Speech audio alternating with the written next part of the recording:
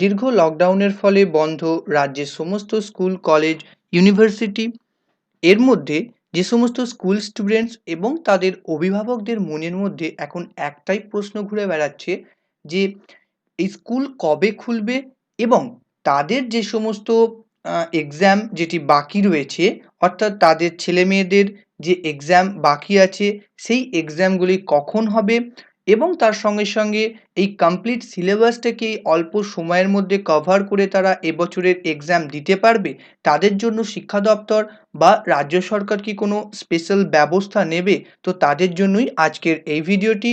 এবং এখানে আপনাদের বলবো যে এই যে স্কুল খুলবে, তো সেটি কখন খুলবে এবং তার সঙ্গে সঙ্গে যে সিলেবাস, সেই সিলেবাসটা কি কমানো হবে এবং যাদের ইউনিট টেস্ট এবং মাধ্যমিক, উচ্চ মাধ্যমিকের যে টেস্ট এক্সাম সেটি বাকি আছে সেটি কখন হবে এবং তার সঙ্গে সঙ্গে যারা এবছর ক্লাস 11-এর ফাইনাল পরীক্ষা দিয়েছো, অর্থাৎ ক্লাস 11 থেকে যারা 12-এ উঠবে তারা তাদের যে পরীক্ষার রেজাল্ট সেটি তারা কখন পাবে এবং তার সঙ্গে সঙ্গে যে উচ্চ মাধ্যমিকের যে রুটিন যেটি অলরেডি একবার চেঞ্জ করা হয়েছে, তো সেই রুটিনে কি আর কোনো বদল আসতে পারে?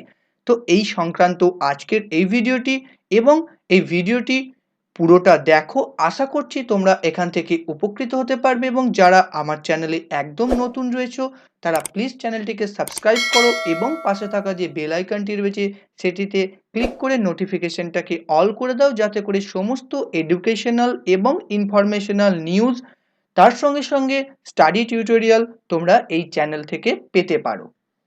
এবার দেখো, তোমাদেরকে যেটি বলবো যে আমাদের রাজ্যের শিক্ষামন্ত্রী মাননীয় পার্থ চট্টোপাধ্যায় মহাশয় তিনি অলরেডি এই ব্যাপারটি নিয়ে চিন্তাভাবনা করেছেন এবং সেই মর্মে শিক্ষা দপ্তর একটি নির্দেশিকাও জারি করেছে, সেটি এখন তোমাদের দেখাবো। এবং সেই যে নির্দেশিকায় কি বলা হয়েছে দেখো, যে করোনা পরিস্থিতির কথা মাথায় রেখে সংকুচিত হচ্ছে সিলেবাস, তবে শুধুমাত্র চলতি বছরের জন্য তা কার্যকর করা হতে পারে। কতটা সিলেবাস কমানো হবে তা নিয়ে শিক্ষকদের পরামর্শ চেয়েছে শিক্ষা দপ্তর। সেই পরামর্শ বিশেষজ্ঞ কমিটিকে খতিয়ে দেখতে আর্জি জানিয়েছেন শিক্ষামন্ত্রী পার্থ চট্টোপাধ্যায় মহাশয়। কোন বিষয়ে কতটা সিলেবাস কাটছাট করা হবে নির্ভর করছে স্কুল খোলার ওপর। জুলাই মাসে স্কুল খোলারও প্রাথমিক পরিকল্পনা রয়েছে।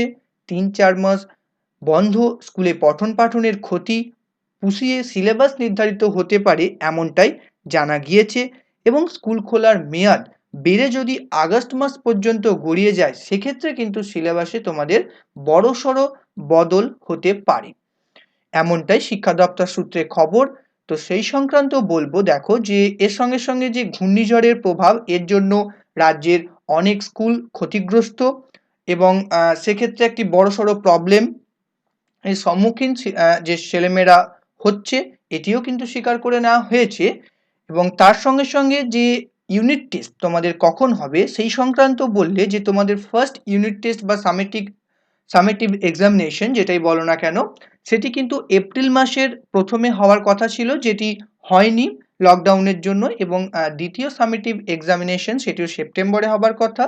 তার সঙ্গে সঙ্গে যে উচ্চ মাধ্যমিকের টেস্ট হবার কথা ছিল, মাধ্যমিক উচ্চ মাধ্যমিকের, তো এক্ষেত্রে সেই টেস্টের আগে পুরো সিলেবাসটা কি কভার করা যাবে সেক্ষেত্রে একটি সংশয় রয়েছে। তো সেই ক্ষেত্রে এমন একটি পরিকল্পনা নেওয়া হয়েছে যে প্রথম ও দ্বিতীয় ক্লাস টেস্ট একসঙ্গে হতে পারে অথবা 3টি পর্যায়ে সিলেবাস মিশিয়ে একটা পরীক্ষা নেওয়া হতে পারে। তবে এক্ষেত্রে কোন প্রস্তাবটি কার্যকর করা হবে সেটি নিয়ে কিন্তু এখনোই ব্যাপারটি আলোচনা স্তরেই রয়েছে।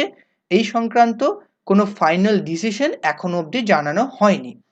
এরপর বলবো যে যে সমস্ত স্টুডেন্টস যারা 11-এ এবার পরীক্ষা দিয়েছো, অর্থাৎ 11 থেকে 12-এ উঠবে, তাদের কিছু পরীক্ষা বাকি ছিল তোমরা জানো, এবং সেক্ষেত্রে সেটিকে আর দিতে হবে না এমনটাই কিন্তু জানানো হয়েছে। সেই 11-এর পরীক্ষার্থীদেরকে 12-এ প্রমোট করে দেওয়া হবে, কিন্তু তাদের যে রেজাল্ট সেটা তারা কবে জানতে পারবে বা রেজাল্ট কবে হাতে পাবে সেই সংক্রান্ত কোয়েশ্চেনের জন্য বলবো যে একাদশ শ্রেণীর যে নাম্বার সেটি কিন্তু 11ই আগস্টের মধ্যে জমা দিতে বলা হয়েছে প্রত্যেকটি স্কুলকে, এমনটাই নোটিশ জারি করা হয়েছে। এর আগে বলা হয়েছিল কিছুটা আগে জমা দিতে, কিন্তু পরে সেই নোটিশটিকে ক্ল্যারিফিকেশন করে বলা হয়েছে সেটি 10ই আগস্টের মধ্যে জমা দিতে।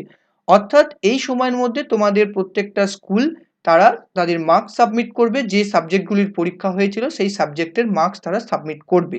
তো তারপরেই তোমরা তোমাদের রেজাল্ট জানতে পারবে এবং যে এক্সামগুলো তোমাদের হয়নি তার মার্কস কতটা পাচ্ছ, কতটা মার্কস তোমাদেরকে দেওয়া হয়েছে সেটিও কিন্তু তোমরা তারপরেই জানতে পারবে। তার আগে কিন্তু জানতে পারার কোনো সম্ভাবনা নেই।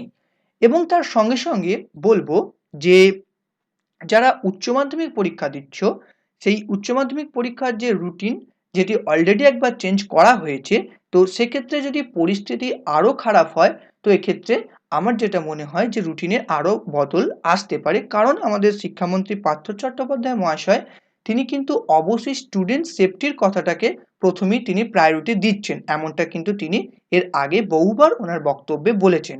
তো স্টুডেন্টদের সেফটির জন্য কিন্তু এরকম স্টেপ নেওয়া হতে পারে, কারণ এটি আমাদের সমাজের পক্ষে, আমাদের স্টুডেন্ট এবং প্রত্যেকের ফ্যামিলির পক্ষেই কিন্তু এই স্টেপটি ভালো। তো আশা করছি এই ভিডিওটি তোমরা কমপ্লিট বুঝতে পেরেছো এবং এখান থেকে কিছু ইনফরমেশন তোমরা পেয়েছো। তো যদি ভিডিওটি ভালো লাগে প্লিজ ভিডিওটিতে একটু লাইক করো এবং তার সঙ্গে সঙ্গে ভিডিওটি তোমাদের ফ্রেন্ড সার্কেলে, তোমাদের প্রিয়জনদের মধ্যে শেয়ার করো। তো আবার দেখা হবে আরও একটি নতুন ভিডিও নিয়ে। তো আজকের জন্য এটুকুই এবং তোমাদের প্রত্যেককে ভিডিওটি কমপ্লিট দেখার জন্য অসংখ্য ধন্যবাদ।